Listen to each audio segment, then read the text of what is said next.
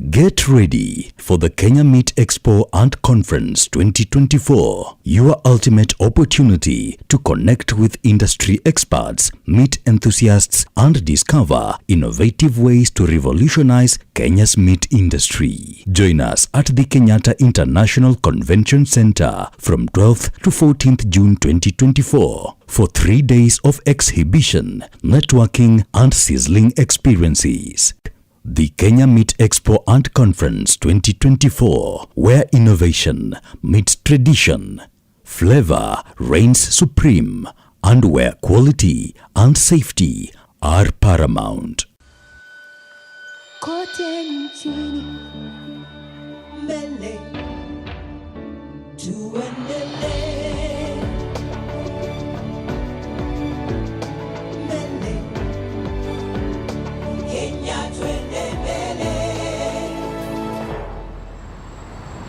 Kenya, twende mbele. NCBA, go for it.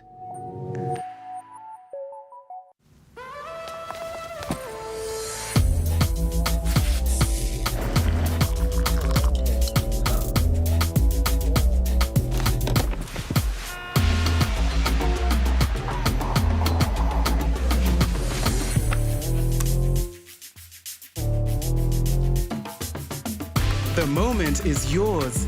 Seize the day. Changamkia your potential with new Nescafe 3-in-1 Creamy White.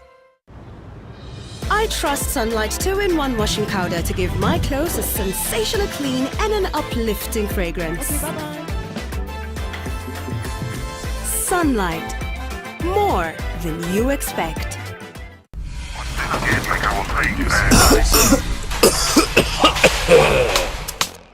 Kikohozi cha muda wowote, kutokwa na jasho kwa wingi usiku, uchungu kwenye kifua, afya kudhoofika, tafuta matibabu. Labda ni TB ni ugonjwa wa kweli, ukipimwa matibabu yapo utapona. Daktari kushauri tumia dawa kwa nidhamu, elimu tupashane tupige vita TB. Mwa TB waishi poa. Mwa TB waishi poa.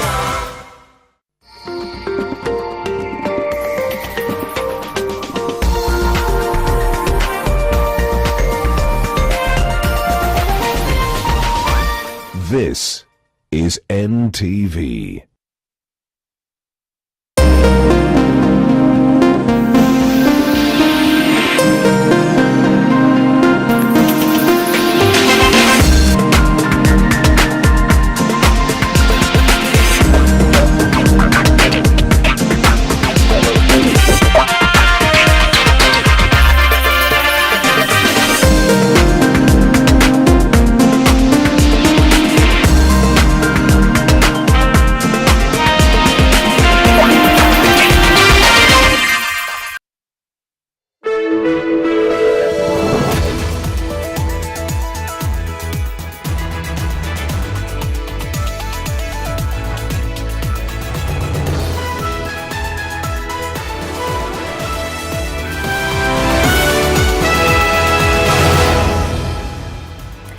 Well, good evening. This is NTV tonight. On this budget day, we seek to unpack the 2024-2025 budget statement that was delivered by National Treasury and Economic Planning Cabinet Secretary Professor Njuguna Ndung'u this afternoon. The total expenditure amounting to 3.9 trillion Kenya shillings. Well, we will be looking at the key highlights of the proposals in this year's budget and what it means for you and I. I'll be engaging a distinguished panel on these matters as we just try and break it down for you. But first, let's begin with the highlights. We must develop our human capital capability and we have to increase production and productivity. Professor Njuguna Ndung'u tables the 3.9 trillion national revenue expenditure plan, the heavy hand of IMF printed all over the budget. Also tonight, kimeturamba kwa sababu tuliotarajia sio hivyo. Budget ni kusomwa na mimi na wewe tafadhali wenye ni watu wa chini tujipange. As if burdening the mwananchi with misguided and cruel legislation is not enough, this regime's failures on managing crisis represents yet another way to make the lives of Kenyans even more difficult. Kenyans up in arms over national budget proposals. Will their cries be heard, or it's a done deal? Plus, one of our magistrates was injured, and a few of our officers were the orderlies of the same courts. fighting for justice with live ammunition in court. Chief Magistrate Martha Koome closes Makadara Law Courts after police officer shot a magistrate in the courtroom. And private finance should not be disbursed or provided through loans. Climate action hurdles. Negotiators failed to agree on finance, loss and damage as post-COP29 talks wind up in Bonn.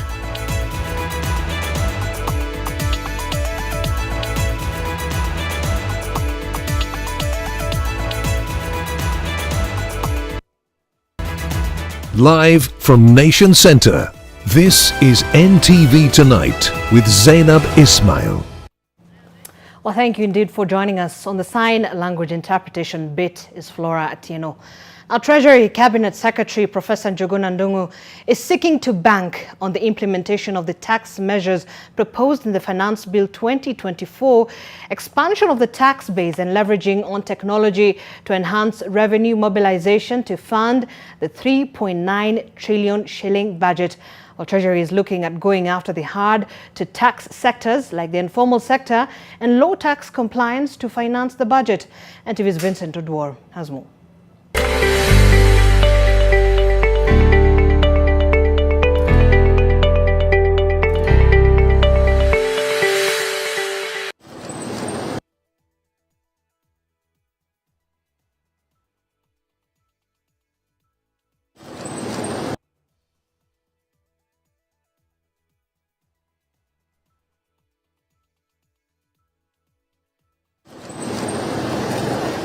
Treasury Cabinet Secretary Njuguna Ndung'u has informed Parliament that they are projecting total revenue collection including appropriation in aid to be 3.3 trillion shillings, of which 2.9 trillion shillings will be ordinary revenue.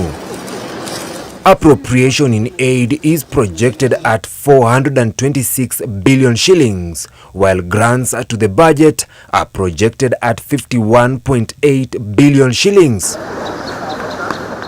With the Finance Bill 2024, Treasury is seeking to raise at least 302 billion shillings more. The CS is banking on the proposed annual 2.5% motor vehicle tax based on the value of the vehicle to raise 58 billion shillings.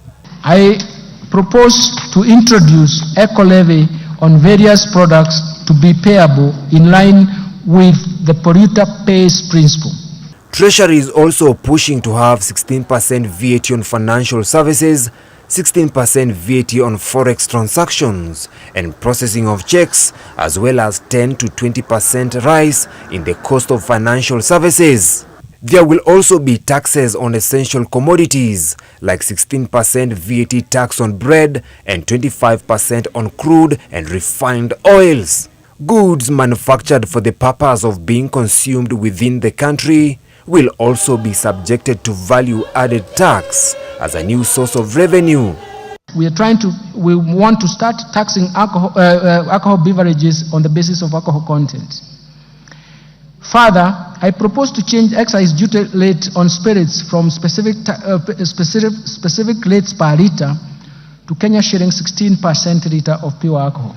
Currently, registered manufacturers whose value of investments is in the preceding year, in the preceding 3 years is at least 3 million, are exempted from withholding tax. In order to promote equity and create fairness to all manufacturers, I propose to amend the Tax Procedures Act to remove this exemption. Treasury is also banking on the tax measures contained in the Finance Bill 2024 to pay Kenya's debt that stands at 11.2 trillion shillings. Vincent Odur, NTV. So National Treasury Cabinet Secretary Njuguna Ndung'u has suddenly tabled the government's revenue and expenditure plan. And let's now have a look at those key figures of the Kenya Kwanza's second full-year national budget. If you can get those numbers.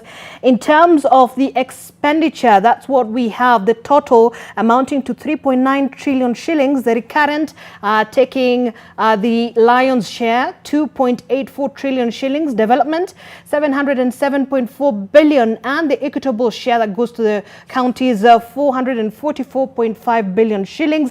When we look at the revenue side, the total number stands at 3.34 trillion shillings, and of course ordinary revenue 2.92 trillion, while the ministerial appropriations in aid 426 billion Kenya shillings. And so there certainly is a deficit there. If we can have that in terms of how we're going to plug that deficit, first of all, it stands at 597 billion shillings, and the government's proposal is to borrow domestically 263.2 billion shillings and externally 333.8 billion shillings. So these actually the key numbers of what we are getting from the budget statement that was presented by the Cabinet Secretary for National Treasury and Economic Planning. And we're going to be trying to just break down those numbers for you as we try and make sense of it and what it means for you,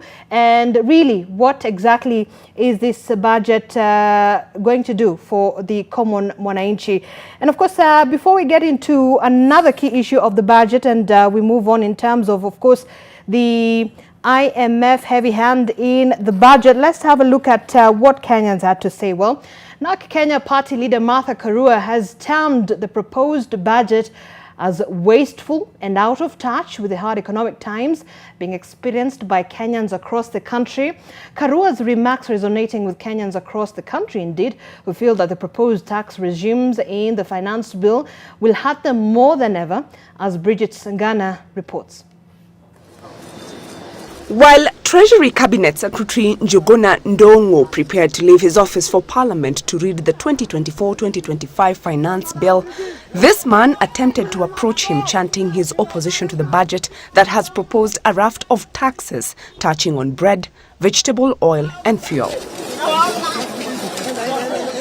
While security pounced on him, whisking him away, NARC Kenya party leader Martha Karua expressed her disappointment with the Kenya Kwanza's management of public resources.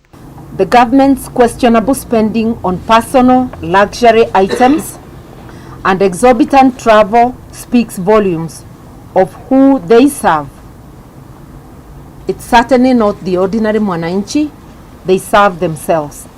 As if burdening the mwananchi with misguided and cruel legislation is not enough, this regime's failures on managing crisis represents yet another way to make the lives of Kenyans even more difficult.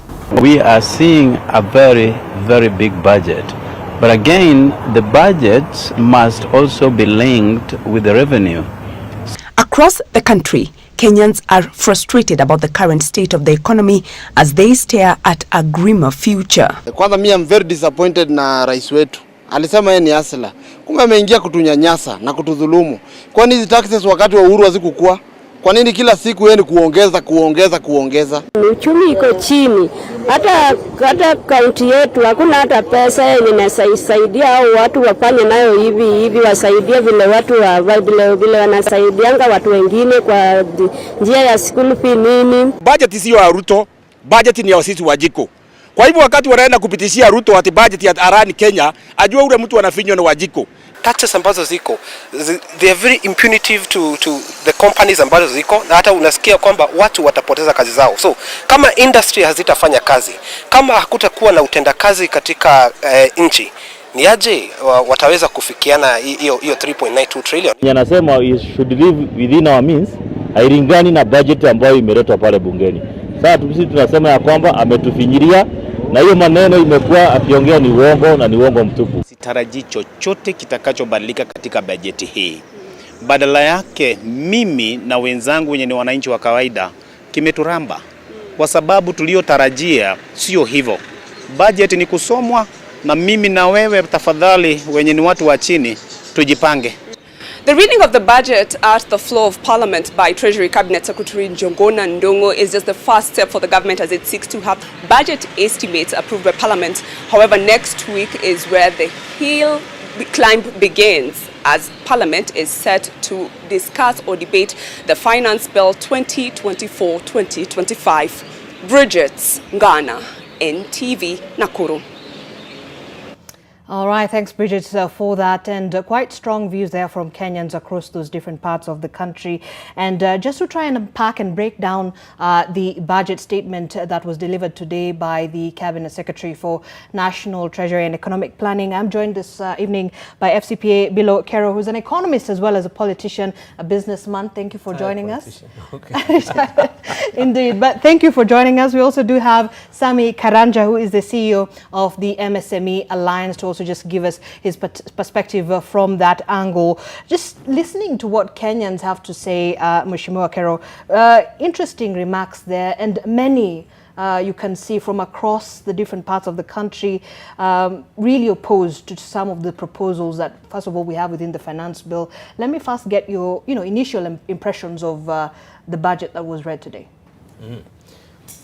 Well, I think your editors have aptly described it. It's a budget of sorrows. That's what they said. Well, I think it's a very painful budget. I mean, listening to what the seers have said, and the budget coming a week or so after Kenyans have expressed their indignation with the finance bill and some of the tax measures, one would have expected that the minister would be a bit, would sober up on some of the things. But I think they seem to be very determined on those tax measures. And for Kenyans, I think the issue, the elephant in the room is the tax measures. It's not about living, because when the government talks of we want to live within our means, and that's why we're doing this. The issue, if you want to live within your means, what you need to live with is your expenditure. If I want to live within my means, I control my expenditure. It's not about the revenue. So you don't tell Kenyans that, look, we want to live within our means and therefore we have to collect more revenue. But even with that expenditure, I mean, the Cabinet Secretary has talked about proposing hiring freeze, suspension of refurbishment of state offices, furniture purchases for a year to slash this public spending. Zainab, those things are not new. If you look at all the budgets that have been presented in the last, even the 10 years of Uhuru, it has always talked about rationalizing expenditure. Right. Rationalizing public service. You remember when Uhuru first came in and even stopped the kind of vehicles that were being used and introduced those... doing away with the guzzlers, they used to call it. Right. I mean, this story is there, but the reality is you just need to see the reports by the controller of budget, which deals with the implementation. When it comes to implementation, you find the austerity is thrown out through the window, and you find the lavish expenditures, the wastage of resources, the inefficiencies, the mismanagement. These things are there. So for me, really for me, the issue is revenue has never been an issue. Look at the three budgets presented today. Uganda, Tanzania, and Rwanda. Right. Here. The total revenue for all the three of them added together is the same as the revenue of Kenya government. One country, population of 50 million, we are collecting the same amount of tax as 120 million in the other three East African countries. And then when you come to expenditure, more or less the same. Our expenditure budget is $31 billion. When you look at the other three combined, it's just $2 billion above that. I mean, it's more or less the same. So we are really, Kenyans are paying taxes.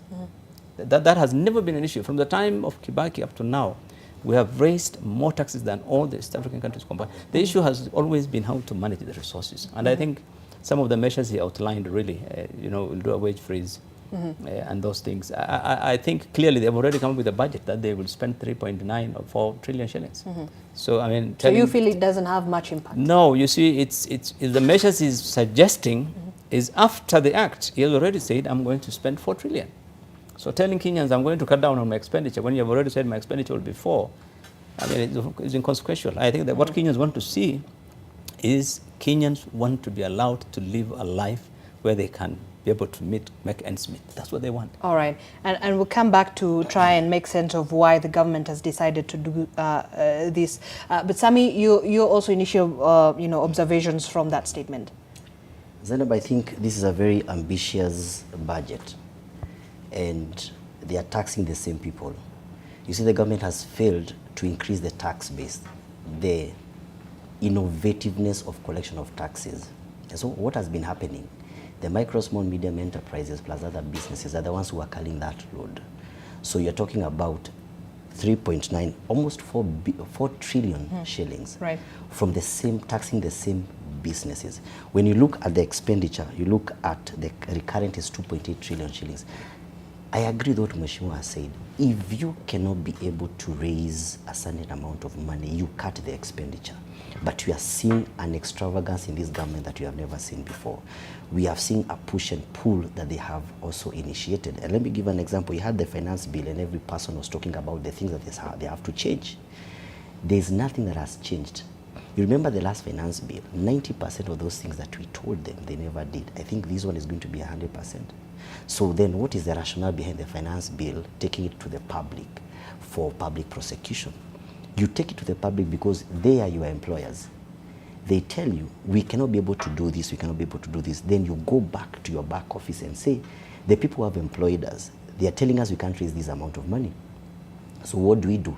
So when you look at the bloated government, when you look at the trips which have been happening, when you look at the extravagance which the government is having, the weight is in the shoulders of business people.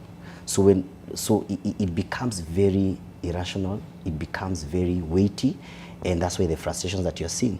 You are looking at what, when I was going through the budget, you have even the contingency fund, which they have hit it to about 4 billion shillings.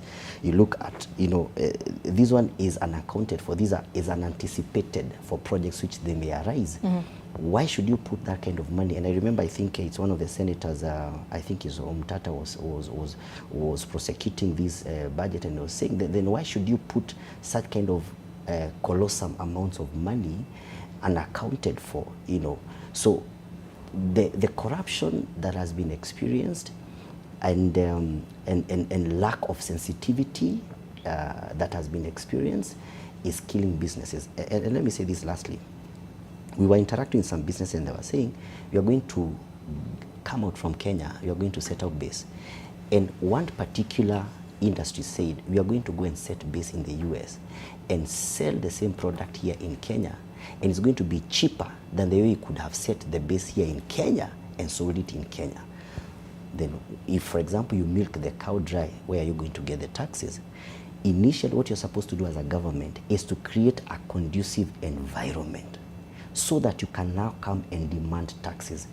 In the 4 trillion government budget, what are you doing to businesses as an incentive to help those businesses gather or transact more money so that you can get the taxes? So if you continue milking, what will happen is that people are going to get out of this environment, go to the neighboring countries, set base there, enjoy what we call the East African Common Tariff, sell things back in Kenya cheaply, and we lose on jobs, and we lose on businesses, and we lose on revenue. So I don't think they are going to meet even the... So this has a trickle-down effect on the common mwananchi, somebody who's there. It does. Life is going to be very difficult in the next financial year. And even when we look at those indirect taxes, I mean, some of the proposals, if I can just have a look at the contentious proposals, 16% value-added tax on banking services, and I know that touches highly on also, MSMEs. The eco-levy, proposals to increase VAT on bread, and 25% excise duty on both crude and refined vegetable oils. Common mwananchi is the one who's going to feel the effect. Remember, we're already living in a space where the budget, the household budget, is quite pinched, very tight. Does this mean it's going to get worse? No, it certainly will get worse, but it's a question that everyone is asking. I mean, why is the government not sensitive to all these concerns by the ordinary people? People already, we have a government that on one hand says our economy is stable, it's back on its feet. Correct. The next minute they tell you our economy is bad, we must raise taxes. I mean, really, that's the contradiction we have seen in this government. Look, there are many countries in Africa where the basic essential goods are not taxed. Go to Ethiopia here, try to tax cooking oil, they won't. Go to Egypt, go to many of these countries, they look at the basic necessities as really essential for everyone, because people must have food. People must have some basic services, education, food, and those things are basic. Government cannot go taxing in those areas. But we've gone to a situation where bread is now considered a luxury. It will be taxed. When you tax that cooking oil, all the mama mbogas who are cooking chapatis and things outside here, the maragues and all those things will go up significantly. Your blue band will go up by 80% because of that, because it's made from the oil. I mean, so we don't see why, and this is a government that came on a platform of containing the cost of living. That was the reason why they were elected. They said, really, we must deal with the issue of taxes to reduce the cost of living. So how are you going to reduce the cost of living when you're actually raising? So the situation, I think, in my view, for the ordinary people is likely to, unless something is done on the finance bill, and I hope they will. If they don't, then I think the situation is likely to get worse for people. And I mean, on the finance bill, let's just touch on that now. I mean, it has undergone public participation. You say it's a cosmetic exercise. We know what happened during the last time public participation happened. Most of those proposals were actually shoved aside, and the act was bulldozed, the bill was bulldozed into an act. But the cabinet secretary says these measures are supposed to bring in this extra 346 billion shillings in additional revenues. This is up from the 211 billion shillings in this current financial year. Ambitious? Very. What is the rationale behind you adding transactional cost? What will it do to businesses? Number one, you're going to do pillow banking. So that means you're not going to systemize our money. Because ideally, when you charge excise from 15 to 20%, and you also add VAT to the transactional value, so what will happen to me? I am a business person in Kirinyaga Road. I send my spares to Embu. The person in Embu is sending money to me after I am able, after I deliver. So what will happen is the transactional cost, because every shilling that comes into my business, I have to account it. So if, for example, I'm sending, let's say, an example with 16,000, they are sending 16,000 shillings to me. They have to send 16,000 shillings plus the additional excise and also the VAT. So it comes to about 16,400 shillings. The 400 shillings is very expensive venture when it comes to business, because when you look accumulatively, the compound effect of it at the end of the day, at the end even of the year, is a lot of money. They'll charge on to the space. Yeah, it's a lot of money. So what are you supposed to do? You're supposed to facilitate trade through lessening the costing and make it more effective in terms of cost of of doing business. Make it so efficient for me to pay Mheshimiwa a service or a good that he has given to me, and make it so affordable to me. Right now it's becoming expensive. So what will happen is people are going to go back to what we are calling the pillow banking. Why? Because if you go to a shop, they're going to say, okay, instead of me going to an extra cost of 200 shillings, why can't I send my person to give you this cash money? So what will happen is we are not going to be able to systemize that money. So what are you going to tax? What are you going to tax? When it's pillow banking, when you have cash transactions, what are you going to tax? So when you look at the things that the government is doing, I do not know the advice that they are getting. And let's even go to eco-tax, the one they are going to introduce. Right. They are going to charge monitors, mobile phones. They are going to go to charge papers. They are going to go and charge diapers of children. Right. So what's the net effect of this? You see, these are, I may say, consumables. Let me give an example with diapers of children. Nowadays, we don't do nappies. When we're growing up with nappies. Now, right now, they are diapers. Even to the person in the most remote informal sector or informal settlement, they use diapers. What are you doing?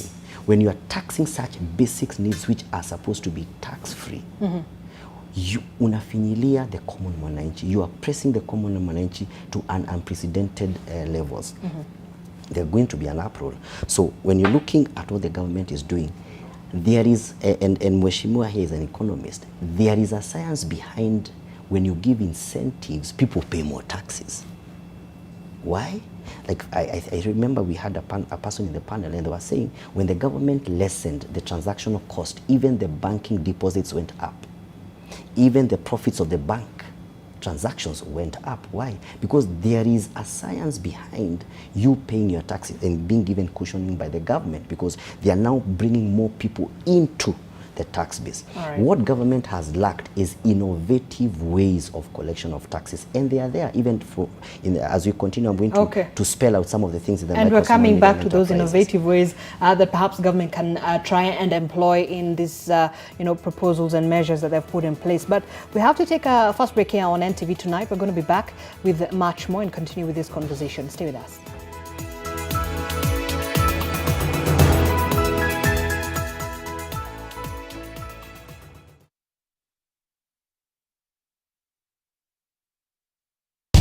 Everyone can be an expert in his or her field. You can be an expert in all analytics. You know who will be the next star of the season. You can be an expert in all matches. You're an expert in statistics or people's opinions. 1xBet will help you show your expertise. Express yourself. You're the expert. Oh my God, this is unbelievable. I know, it's amazing. So much more local stuff. Ooh, and we are on it too. Fresh episodes every week. Plenty for the kids too. Cartoons, movies, and educational programs. Nice. Finally, some peace in the house. Oh, look at that. They have international stuff too. Movies, great hit shows. Makes you just want to curl up and binge watch for years. Guys, shh. I'm trying to catch up on single kiasi. I need the tips. Okay, ladies, we're rolling in 5. Is there anything else that you need? Now that you ask, can I get your number? Shika the new Showmax app today for all your favorite local, international, and kids hit shows and movies from just 300 shillings a month. Shika Showmax, streaming for Africa. Kote nchini mbele tuendelee mbele Kenya twende mbele Kenya twende mbele. NCBA, go for it. I hope umeona vile doo zako zinatumika. Usaidizi wetu unazidi kufikia wengi kama familia hizi kwa sababu ya kitu kimoja. Unacheza Loto Moto. Na sasa kwenye star 570 hash, sio lucky game pekee inakupa ushindi. Tumeintroduce a brand new game, Megabox Jackpot. Kwa Megabox Jackpot, winning ni instant na ni kila siku. Na unaweza win up to 1 million Kenyan shillings na itakuwa inaongezeka. Tupatie nguvu ya kufanya hii kazi. Cheza Megabox Jackpot, tusaidie na tushinde. Pata taarifa teke na e-paper. Stay in the know on the go. Getting the full story bila ngori. To sign up, choose your preferred subscription. Use the promo code SUBZ22 to get 20% off and pay. Get your favorite newspaper and enjoy the truth anywhere, anytime. For inquiries, email epaper@ke.nationmedia.com or call 0790 111 111. Subscribe today and get your taarifa teke.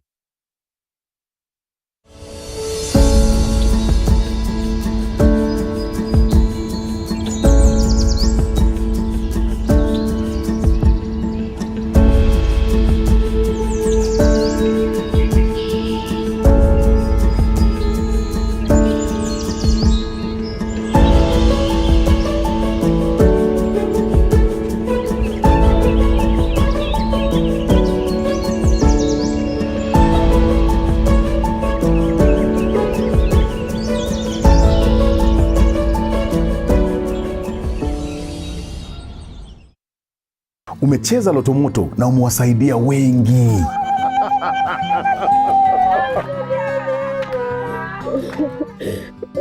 Unachangia pakubwa na zawadi kibao zinakungoja.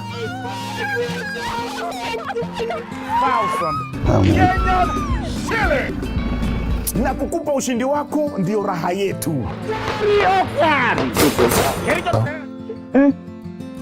watende mema. It's God sent. Thank you so much. Na sasa kwenye star 570 hash cheza lucky game ujipatie entry ticket ya kuingia kwenye draw ya kujishindia moja kati ya magari haya mawili, ikiwa ni Probox nayo na Demio nayo tushinde. Azidi tu kuendelea kumbariki. Kwenye star 570 hash wewe si mshindi tu, wewe ni tegemeo kubwa.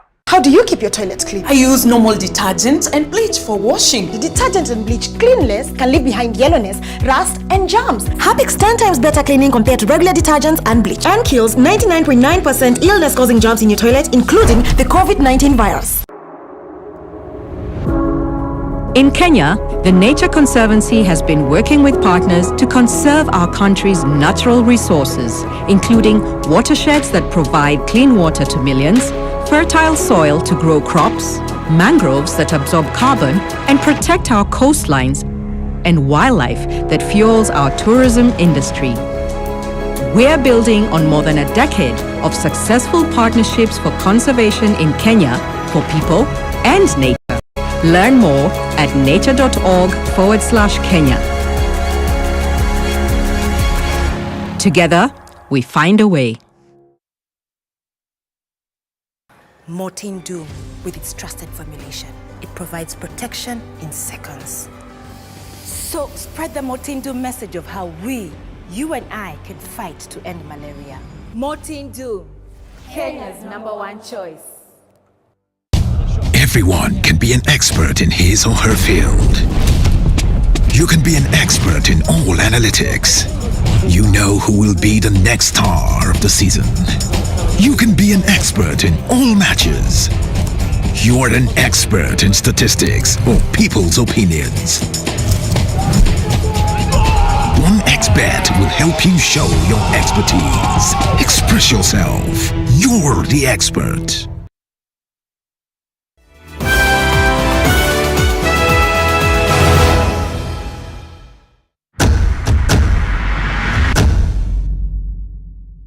All right, welcome back to the broadcast. This is NTV Tonight on this budget day.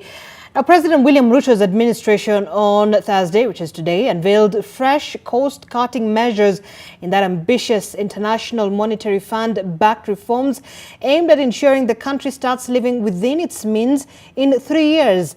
The 3.92 trillion expenditure estimates for the upcoming financial year from July represents a marginal rise of 1.82% of an estimated 3.84 trillion budget for the current year, ending this month. Well, here are some key insights that may have passed you in the 2024-2025 budget statement. The slowed rise in the budget is the slimmest the country has witnessed in recent history, signaling a break from the past decade where expenditures have largely grown faster than taxes. For example, total public expenditure has on average grown by 8% in the last 5 years. The projected cuts in expenditure, complemented by painful taxation measures, point to brutal budget cuts in administration and maintenance of public offices, as well as remuneration for workers in the year starting July. While addressing the nation on Thursday, Treasury Cabinet Secretary Njuguna Ndung'u said that the enforcement of the bold measures will place the country towards a path of a balanced budget. A balanced budget will mean keep borrowing at bare minimals, something the country has failed to achieve in the past, including President William Ruto's first full financial year in power ending this month. Majority of Kenyans who rely on public transport are now set for tougher days ahead upon implementation of the new tax, given that operators of buses and matatus will transfer the new tax burden to passengers. A 33-seater bus that is currently going for 6.6 million shillings will attract 165,000 shillings, while owners of the 51-seater units that cost 8.5 million will pay 212,500 shillings. Owners of second-hand cars will only pay lower for the tax if valuation of their units fall. On the other hand, owners of high-end vehicles will pay upwards of 400,000 shillings for the annual motor car tax after the Treasury made a U-turn and removed the cap of 100,000 on the proposed tax.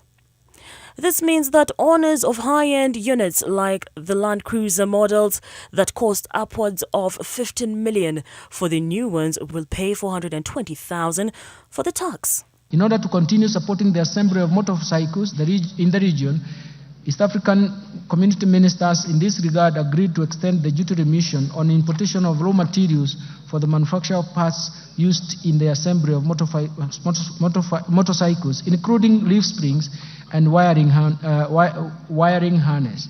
In addition, ministers agreed to extend duty remission for completely knocked down kits for assembly of motorcycles at the rate of 10%.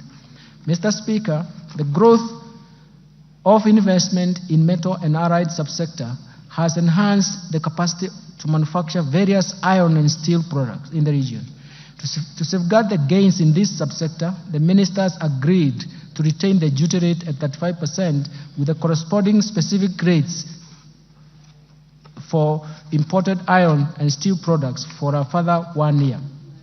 In order to promote and protect textile and apparel sector, which is one of the 9 bottom-up economic transformation agenda value chains prioritized in this budget, Kenya was allowed to apply a rate of 25% on selected fabric products with corresponding specific duty rates in order to curb undervaluation and under-invoicing of imported products. It's not all doom, as mobile money services by cellular phone providers including Safaricom's M-Pesa are among the biggest winners from the budget statement, with the National Treasury having reversed its move to raise excise duty on mobile transfer agencies from 15% to 20%.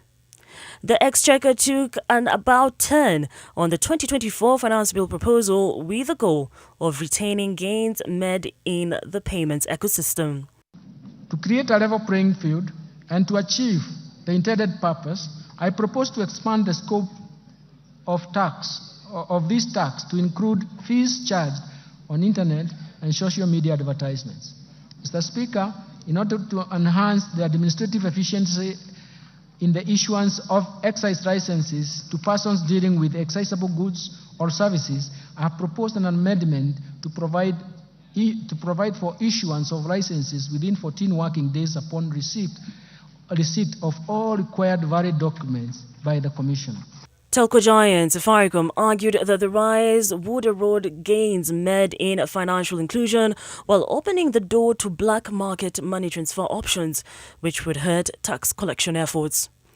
Nina Shaban, NTV.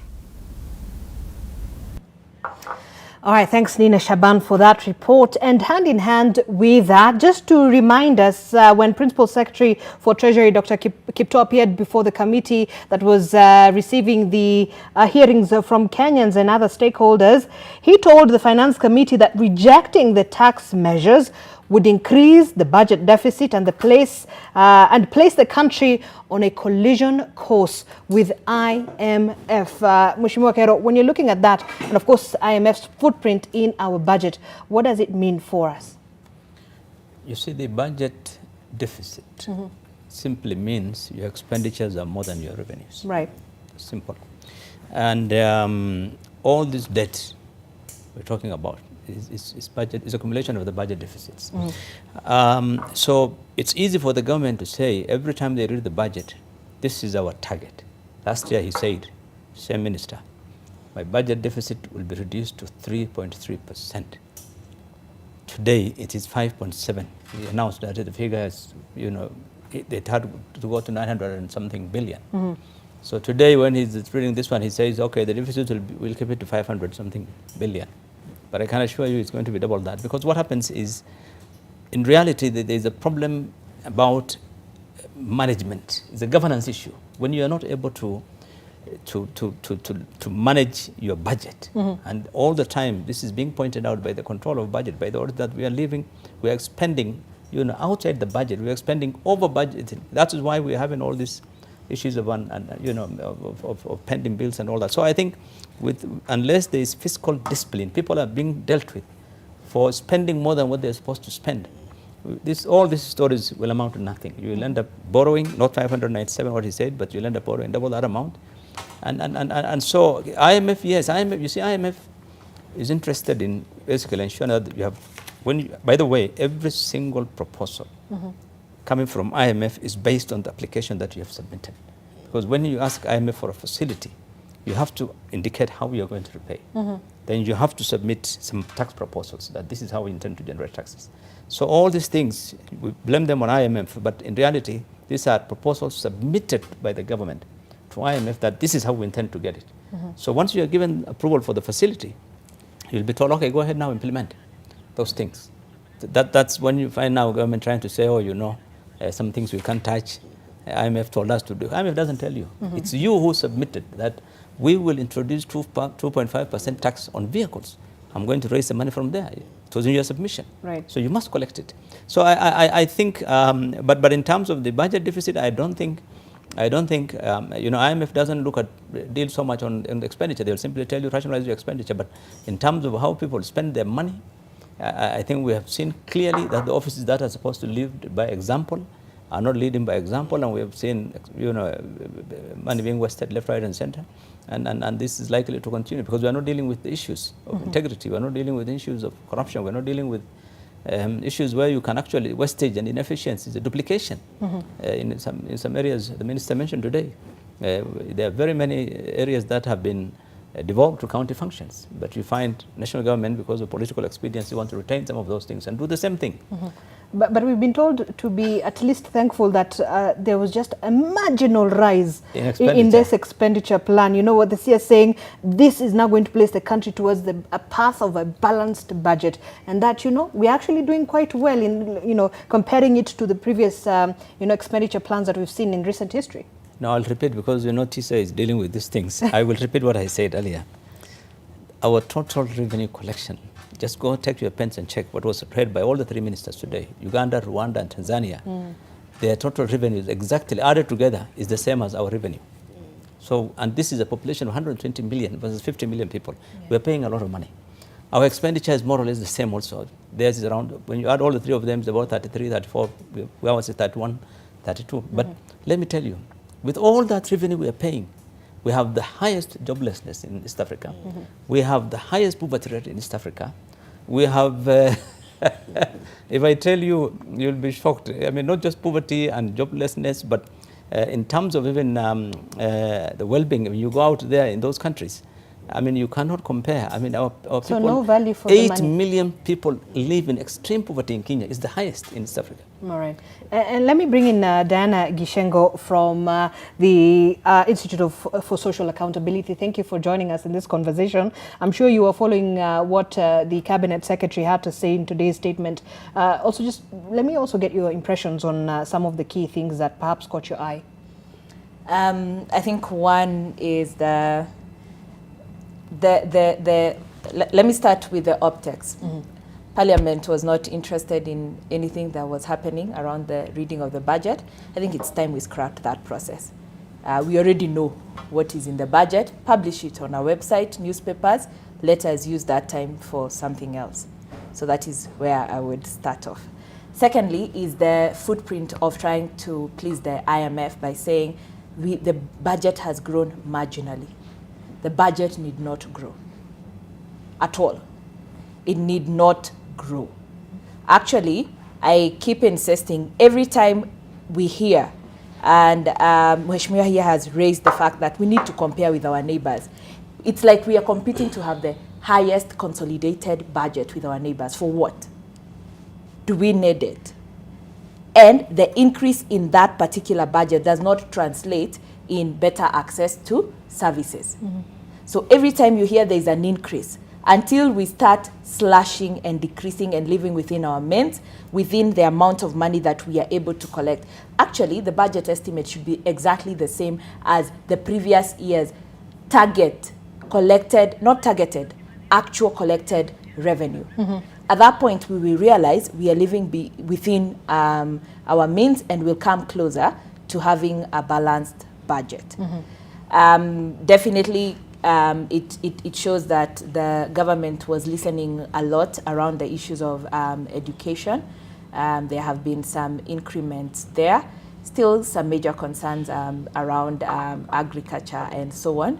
And I would have hoped to see all these people who are in power, who do not need many cars, they have not gotten cars for a year, they are able to board aeroplanes freely. Those are the things we need to slash off the budget. Mm-hmm. I would have hoped that we slash. Mm-hmm. Unfortunately, we have not decided to do that. Mm-hmm. We still need to live in huge state houses that need renovations. Through, maybe if it's done through our friends, that's okay. But if it's taxes, that's problematic. Put it another way. You see, you have a budget of 4 trillion. The amount of development budget is less than 800 billion. Less than 800. That's I mean, you 20%. have the current expenditure taking the biggest chunk. I mean, out of 4 trillion, yeah. That's why there's zero development going on in the country. People are concerned. Projects are being launched and they stall. There's no exchequer, there's no money. All right. We'll continue this conversation. I'll get back to you, Sami. I want us to have a look at this report, then we take a break and then we come back.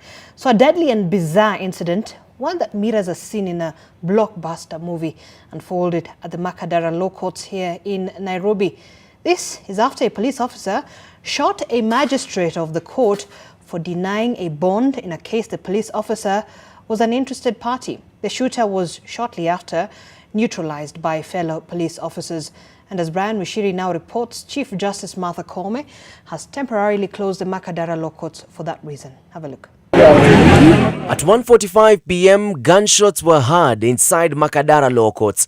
55-year-old Londiani OCS Samson Kipchirchir Kipruto had made his way to the Makadara Law Courts in solidarity with his lover, 48-year-old Jennifer Wairimo, who was an accused person in a case of obtaining money by false pretense amounting to 2.9 million shillings.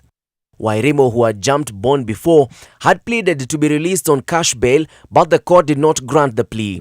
The bail ruling angered her police officer lover, Kipruto. Armed with a pistol, he entered the courtroom through the magistrate's door and first fired at the court orderlies before going for the principal magistrate, Monica Kivuti, shooting her in the chest and in the left hip area. Kipruto was, however, encountered by another officer whose name shall be concealed because of the ongoing investigations, who shot him multiple times in the head, killing him instantly. In the process, 3 officers were injured and were rushed to hospital. A Jericho pistol was recovered at the scene, and Nairobi County Police Boss Adamson Bungei confirmed the incident. A situation erupted up in court number 9, whereby one suspect entered to the courts and injured the magistrate in that particular court and the orderlies. But lucky enough, our officers who are within the courts were able to act swiftly, and we managed to neutralize the situation.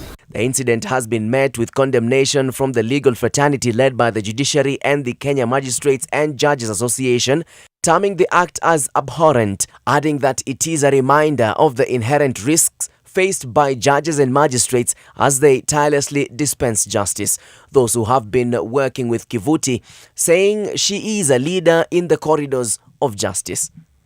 At the time of broadcasting this piece, Magistrate Monica Kivuti was still fighting for her dear life in hospital. This is the first of a kind case in Kenya where a magistrate has been attacked by an armed police officer over an active case in a courtroom. Brian Mushiri, NTV, Nairobi.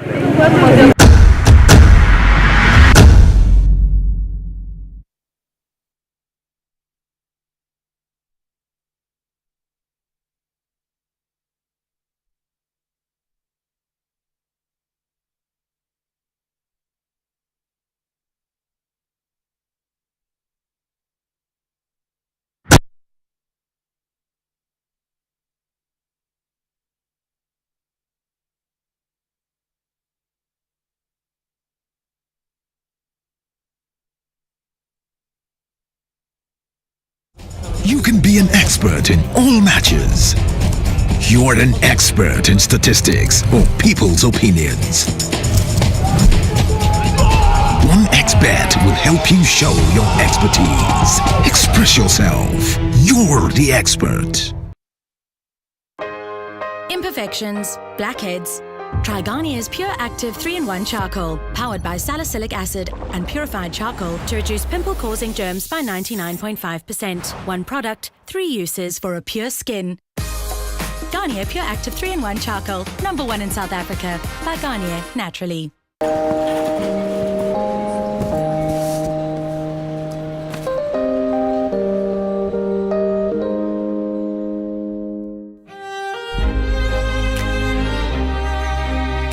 The moment I feel my pain starting to fade, it's like I'm going back to myself on a really good day.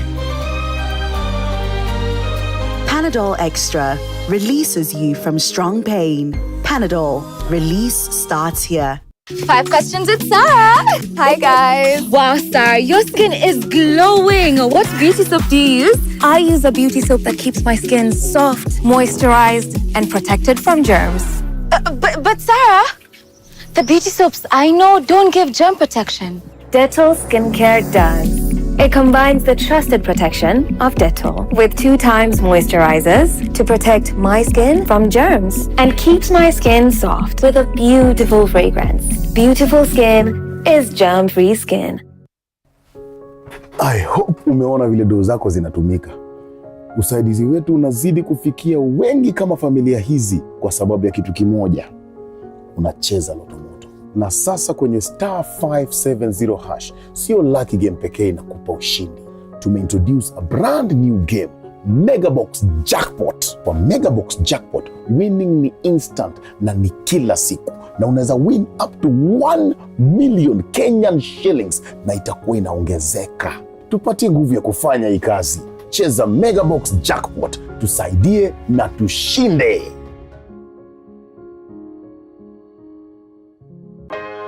Imperfections, blackheads. Try Garnier's Pure Active 3-in-1 Charcoal, powered by salicylic acid and purified charcoal to reduce pimple-causing germs by 99.5%. 1 product, 3 uses for a pure skin. Garnier Pure Active 3-in-1 Charcoal, #1 in South Africa, by Garnier Naturally.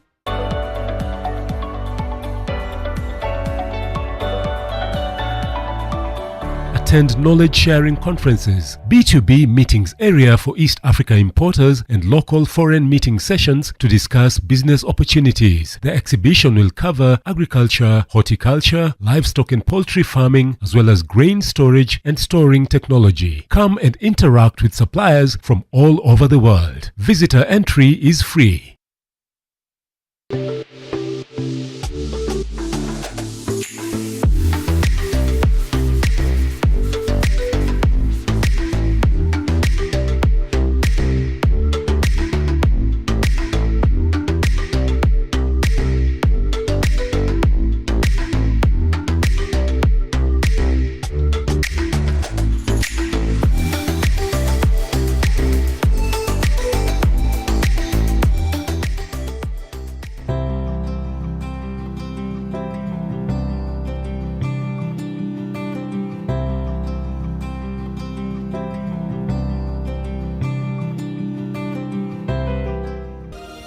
The moment I feel my pain starting to fade, it's like I'm going back to myself on a really good day. Panadol Extra releases you from strong pain. Panadol, release starts here.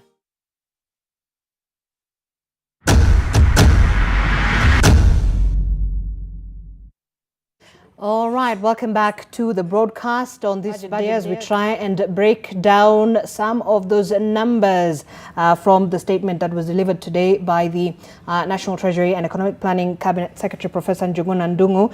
And with me here, just to remind you, I'm with Sami Karanja, Diana Gishengo, as well as FCPA Bilo Kero, just to try and make sense of some of those numbers. Sami, let me get to you, and I want you to speak on this issue of the pension reforms that we saw the Cabinet Secretary talking about, now bringing the informal sector, into that bracket. Sort of, some would say this is trying to increase the tax base by, first of all, ensuring now, since you're going to be in that, pension bracket, there's a way to track you. And so in this sense, there's a consequence of being able to now, beginning to tax those people who perhaps are within the informal sector. As I said earlier, the government doesn't have innovative ways of collection of taxes, so the pension reform will still leave so many people outside because there are no structures and systems that govern micro, small, medium enterprises. One of the things that the proposals that we gave the government was, why don't we formalize the informal sector? And by formalizing the informal sector, let the government have incentives sectorally. Let me give an example. So if you're talking about the border people, if you're talking about the market people, in that sector, formalize it the way matatus were being formalized. For you to get any government services in a matatu industry, you have to have a SACCO. So there's a formal way of operation of the matatus. So today, we are so fragmented, and yet you are pushing the pension reform, but who is going to register? Because so many people are out of the scope. One of the things that the government must be able to do is, first and foremost, formalize the informal sector and what you call civic education. Why should you get into the bracket? Why should you pay these taxes? The issue that we have with the government is, one, we don't get value for the taxes that we pay. Regardless of increasing the tax base, whether pensions or whichever avenues that they are going to use, how are we getting value for what you are paying for? If you go to the hospital, if I take my mother who is in Murang'a to a level 4 hospital, I have to go and buy drugs in a neighboring chemist, which a doctor inside has sent me to. And yet the government has already facilitated that. So when you're looking at the loopholes and what the government is doing, it is in futility, even if they try to introduce very good initiatives. It's just good English, but the implementation of it is nil. One of the things that the government should be able to do is, the moment we say formalize the informal sector, there's also a collection of data when you formalize the informal sector. Let me give an example with what they were giving as the Hustler Fund. How did they dispense the Hustler Fund? It was a very good initiative for even them to bring people on board to pay taxes.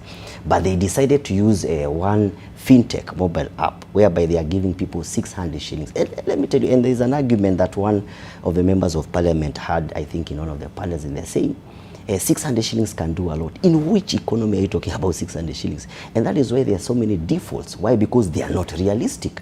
The 600 shillings people are going to eat. What they were supposed to do in the Hustler Fund, they were supposed to make sure that people form circles, make it easier for people to formalize operations in their businesses, then dispense that money, bulk money, into circles which are structured, which have systems, so that when you can be able to follow the shilling. Right now, there are people probably even who borrowed with their mobile phones and their lines, and they dispense the lines. They're not going to use those lines again. So they default. And I think the government, when they are doing such initiatives, they must listen to the people on the ground. We gave them those proposals. We told them, even in the Hustler Fund, make sure that the border people have their own circles. Make sure that the trolley people in the CBD, because that's a value chain. From my shop, I give to a trolley person to take it to a matatu, to take it to Embu or to Meru. Let them formalize them. Tell them, if you want this money from the government, have a formalized way of operation so that we can be able to help you. But regardless of whatever avenues, whether by pension or by anything else, they cannot be able to increase the tax base, and many people are going to be left out. And that is why they're increasing for the commodities such as edible oils and the rest, so that it can be able to net people who are not paying taxes. And I remember lastly, I think it's the cabinet secretary or somebody was saying in one of the panels that the reason why even they're including the 2.5% of the vehicle tax is because they are presuming there are people within the bracket of owning vehicles who don't pay taxes. So they can't net them in the pay. They can't net them in other, taxes that they have already been put in place. The informal sector has a huge potential. When you're looking at the growth, the GDP growth or in any financial year, they are going to say, right now I think they were saying that we are going to grow at 5.5%. 50% of the GDP growth is contributed by micro, small, medium enterprises. The Kenya National Bureau of Statistics say that, and that is central bank. All right. So what does that mean? We cannot be able to quantify because we are fragmented as SMEs, but the backbone of this economy is bestowed on the strength of SMEs. Right. And FCPA, below, as we talk about the issue of netting this, the informal sector into the tax bracket, of course, there's that issue of the pension. But it has been one of the biggest headache for successive governments as well, just trying to, sort of encourage this formalization of the sector. But is it the fact that perhaps there isn't enough good presentation for the government to be able to sort of implement some of those proposals, like Sami is saying? Well, my take is that generally the people who prepare our budgets, people who run our economy in the treasury, are a bit of, if you would allow me to use the word, elitist. There is no real focus on, if you look at this budget now, there's no real focus on what they are calling the bottom up, or the people down there. It's not very difficult to formalize, and of course, informal is there. Even in America, the informal sector is there in every country in the world. But you can reduce. For example, they have gone ahead under the MSME authority. I think they have registered, many of the informal small and micro enterprises are registered to start with. There are many ways in which they can go ahead with that process.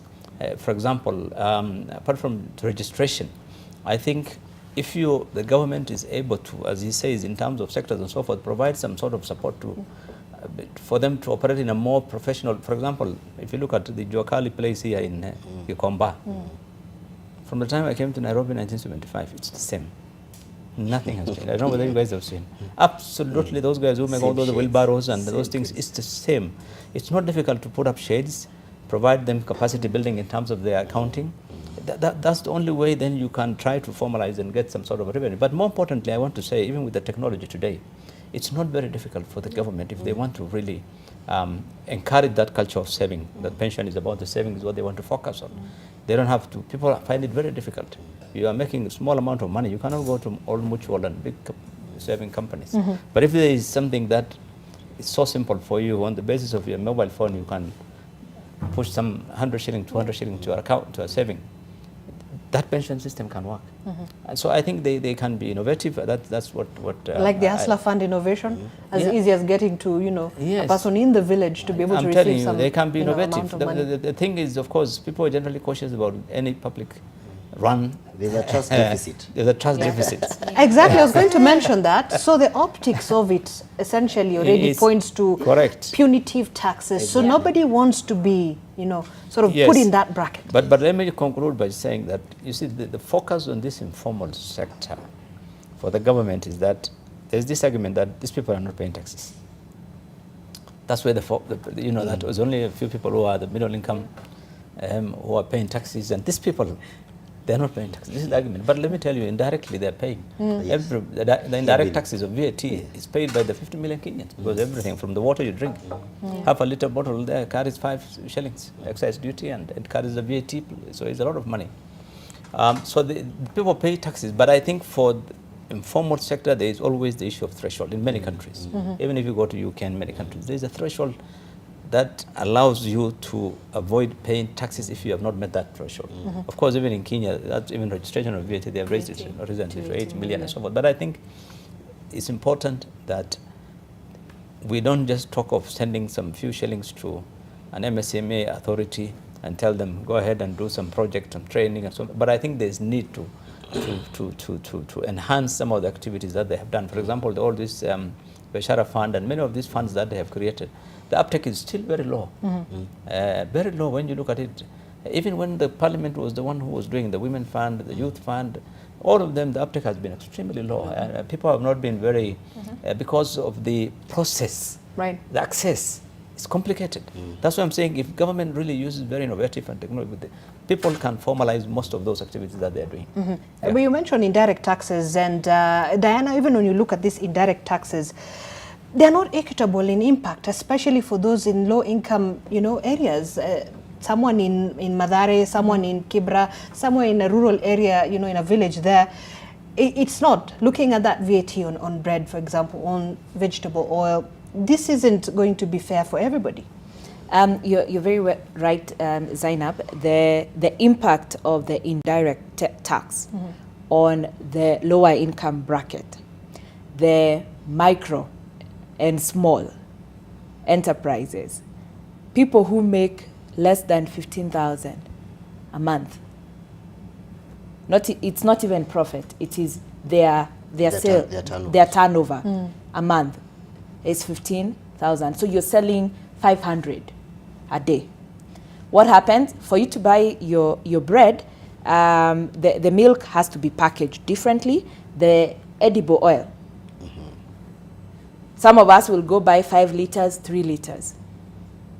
There will some people even buy a whole mtungi, okay? But there, it's cheaper. It's that one kibuyu. Dispensed. Now here, it will be dispensed, so they have a smaller bottle that must be taxed. The oil must be taxed. Their supply chain is longer. So all those people must earn their profit before they actually make their purchase. They don't do bulk purchases. They purchase on a daily basis. So that increases their cost of buying goods, and therefore their contribution to tax significantly. Do they get services?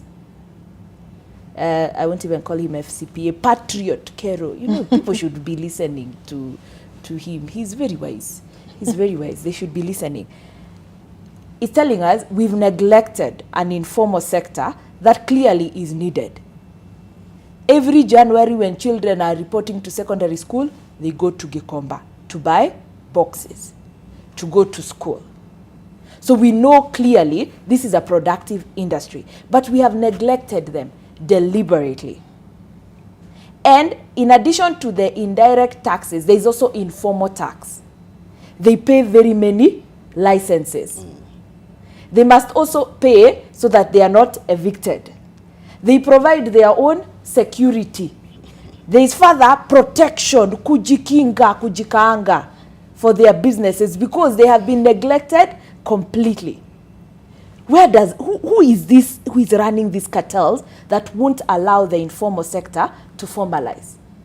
Why do we set up models of Uwezo Fund, Hustler Fund, where we must form come 10 of us, then we are given 100,000, 10 of us, to create capital.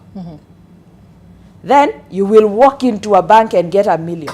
How are 10 people supposed to compete with you? Why do we create models to just punish people who have lower income? So when we say they are not paying taxes, we need to look critically at what they pay, what they get, and what we must do to get them out of that particular process. In Nairobi County, TISA works with informal traders. We did a research, and a trader, say, who trades in fish and things like that, had between 7 to 14 licenses and levies and permits. All of them. They are for different things. When after a very strong push, and they are able to organize themselves, they pushed, we need election, they were given 1 license. It cost them 1,500, but they say it's a reprieve from the many licenses. One is 50, one is 150, 70, and so on. And there's a level of certainty. As a result, their collection from Nairobi significantly improved. But let me cite Trans Nzoia, where border borders used to pay a certain 1,500 annually. The number of border borders that used to pay was less than 10%. The governor came in and slashed it to 500 a year and reduced it to what they ought to pay monthly. The collections went up and told them, this is where you will be parking. Let's map where is it convenient for you to be around, for you to serve your clientele. So you created that environment. Yes, so there was trust, and they felt there's a mutual benefit. They started paying. This particular population, I don't know, informal sector is 85%. Yeah, around 80%. It is 85% of the Kenyan economy. Why are we not thinking more strategically about them? All the big multinational companies have moved to Uganda. They were told to go to Uganda. They went. They were told to go to Rwanda. They have gone. They are going down south. So what So we must create our own employment in our informal sector. Right. We must take pride in that particular sector because it is at the heart of our economy and livelihoods. So let's organize it, let us nurture it, Right. let us value it, let us stop, what is this word? There's a language. Madharau, yani tuna madharau tu kwa watu wanaji, hata tuache kuita hasla, tuite Wakenya mashuhuri, Wakenya mashuhuri. Informal sector itwe Wakenya mashuhuri labda. Sami, yes, and also I want you to touch on the issue that Diana has mentioned. This, investors now moving away because they feel this isn't a very favorable environment for them to invest in and heading to other areas as well. What impact does that have for us, and how does it trickle down to mwananchi hapo chini? Zainab, when you're doing business, it should be predictable. You should be able to know in the next 5 years I'm going to pay these taxes, or in the next 3 years I'm going to pay these taxes. Every finance bill, every year there are changes which are happening. So you can't be able even to plan. So if you're an importer, probably you're importing raw materials, you have to wait for the next finance bill because something can change somewhere. And you see, they must be able to be consistent with what they are charging in terms of taxes. And what is happening, as you have rightfully said, people are going to economies which are more predictable in their taxation systems. So the policy that you're having is very punitive, tax policies, and predictability is causing people to move because there's no way I can be able and I invest, let's say, for example, 4, 5 million or 10 million US dollars in an economy that I cannot be able to know in the next 5 years I'll be able to recoup my money and the taxes which I'm paying. So people move. And when these people set base in this country, they employ. They get our own local, local labor. Now, having said that, there's something that I think Diana alluded to, and she talked about the microeconomy. And the microeconomy is something that is very vibrant down there. It actually facilitates the cycling and also of the shilling, and because, as we are saying, when you go to the microeconomies, these are people who dispense cooking oil. There's a cooking oil of 10 shillings, 20 shillings. People come with what, they are using that. Whatever they need, if, for example, they're making 500 shillings on a daily basis, their turnover is 15,000 shillings a month. That means that every day, probably whatever is left from their business, so that they don't eat on stock, is 150 shillings. So they have to budget for the 150 shillings. Right. They have to get the unga, they have to get the cooking oil, they have to get paraffin, they have to get all those things in 150 shillings. When you go to the small business and the medium businesses, an economy is built through production. You run an economy through taxation, but an economy is built through production. And when you look at even the economies that have grown immensely, they have supported what we call the cottage industries, whereby they have made sure that they have put a lot of strength in the cottage industries. They have put a lot of effort. They have put a lot of incentives. We usually cite Rwanda. If you go to Rwanda here, you want to register a company. It takes about 6 hours. You get your own company and everything else, and your paperwork is put in place. You get notifications. Now you can be able to trade, and they have incentives. The government even itself offers even land. Come and build a factory here. It offers land. It facilitates you. It gives you cushioning. What happens? People run to such a kind of environment. They give you land. They give you land. They give you land. You go and build. You set base. They give you land free. Set base. What will happen is you see an environment has already been, a conducive environment for you to trade has already been created. Here in Kenya, before you come, there's a company, it is in public domain, that wanted to probably set up a cement factory in Kenya. And they cited hefty money, corruption money. They were told, for you to be able to set base, you need to part with 2 billion shillings. These people are coming to employ how many people in this country? So when you look at the whole scenario, the political goodwill of the economy of this country is not there. It's not there. The people that we have put there in place, they are not patriotic enough. They think they are going to be there. And you know, power is transient. Right. They think they are going to be there forever.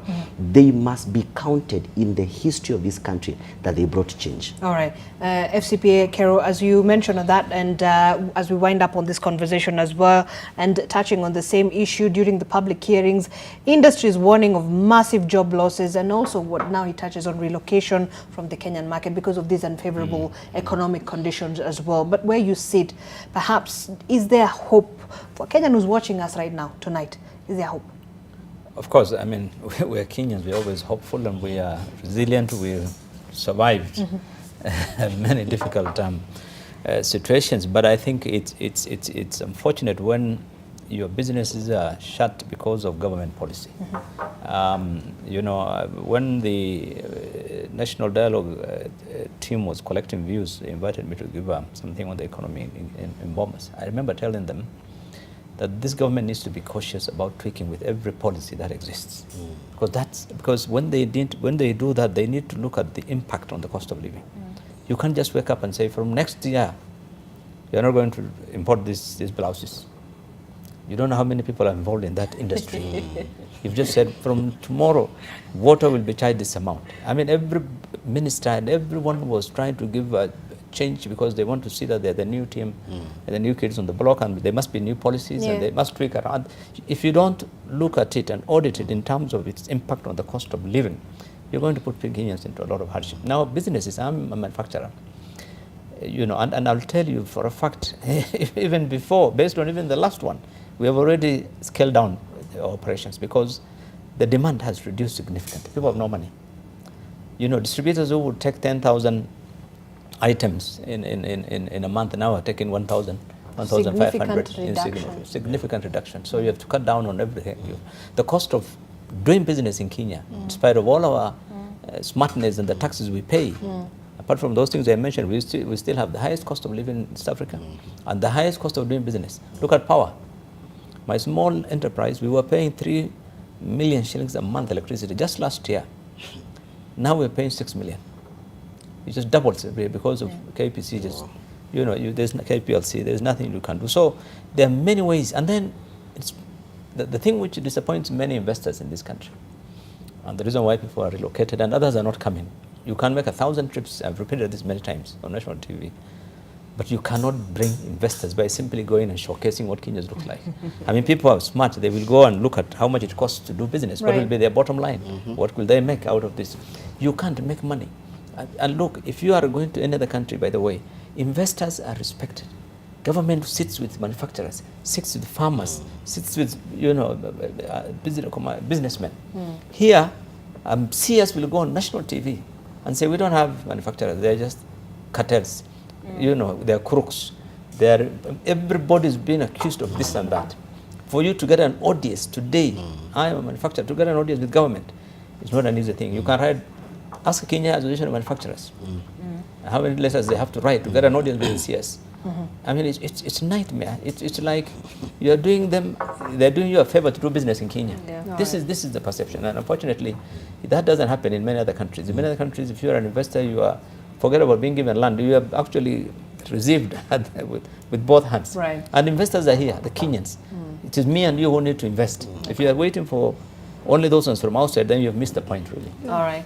Diana, final thoughts, and also I wanted to touch on something I had mentioned before, but I didn't give you an opportunity to speak on the issue of on fiscal transparency. The CS saying that effective 1st July, we're going to shift from cash basis to accrual accounting by amending the PFM Act. What does this mean for Kenyans? Should they be concerned about this? Is this something good for us in terms of transparency? Yes, this is something good. And FCPA accrual accounting, right? It's a good thing because we are able to recognize revenue and expenses at the same time and early on. Right now we are using cash basis, and it's part of the reason why we have the problem of pending bills. The controller of budget says, and the auditor general, they are not able to follow one transaction.